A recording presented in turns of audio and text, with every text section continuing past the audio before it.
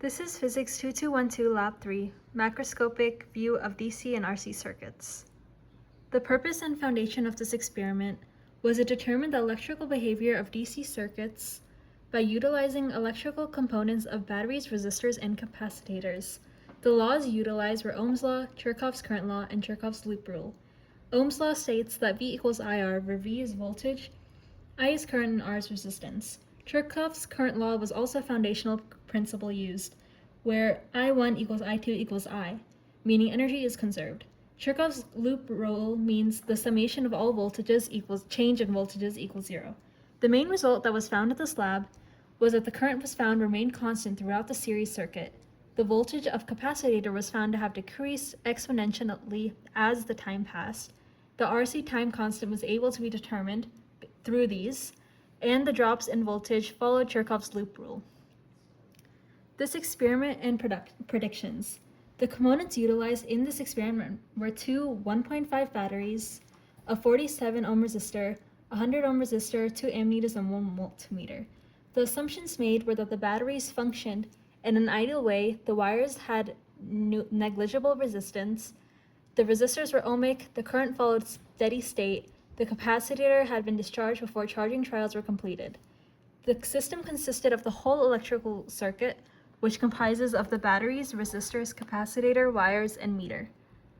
The surroundings consist of the environment around the circuit, while the system has the whole electrical circuit.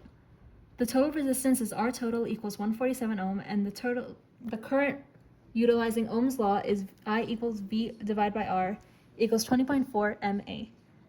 The voltage drop was turned out to be 0.96 V for the 47 resistor, V equals 2.04 V for the 100 resistor, and checking through the loop rule, the voltage was 3 voltage, meaning there is energy that is conserved. For part A, the series circuit was constructed in the circuit construction kit, and resistance was calculated using R equals change in V over I. For part B, the RC circuit was built, and once a capacitor was charged and allowed to discharge, the voltage was recorded every second, and ln of V over V naught was graphed with regards to time. The slope of the graph was determined, and RC time constant was then calculated. The results and error analysis. Ammeter 1 was found to have a 20.3 mA current, and ammeter 2 was found to have 20.3 mA current as well. The voltage measurements were plus 150 for battery A and 2, negative 0.95 V for the 47 resistor, and negative 2.04 V for the 100 resistor. The round trip turned out to be about 0, verifying Kirchhoff's loop rule.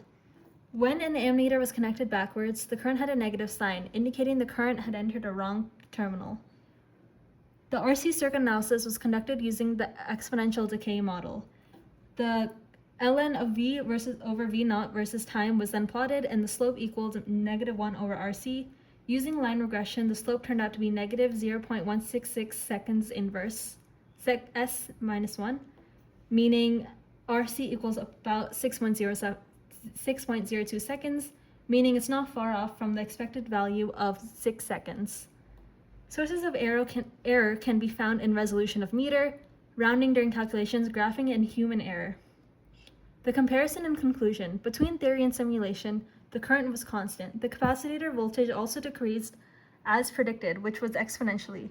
Ohm's law was then found to have predict the resistor behavior properly. The experiment showed how electrical circuits obey conservation of energy and charge conservation.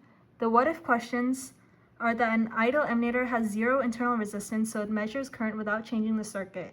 In the simulation, the ammeter does not cause any voltage drop or alter the current flowing through the circuit, meaning in real life, however, an ammeter has small but not internal resistance. When connected in series, the additional resistance increases. And according to Ohm's law, the total resistance causes the current to decrease slightly, meaning the measured current would be a little smaller than the ideal theoretical value. In the ideal model, there's no resistor in the circuit. Then the resistance is R equals 0. Since the RC time constant is T equals RC, the time constant would also be 0, meaning the mathematical model predicts that the capacitor would change instantaneously, reaching the full voltage immediately. The prediction does not occur in real life because every real circuit contains some resistance, including the battery's internal resistance, the resistance of connecting wires, and the capacitor's equivalent series resistance, meaning these limit the current and create a non-zero time constant, causing the capacitor changes over a short but finite amount of time instead of having instantly. Thank you.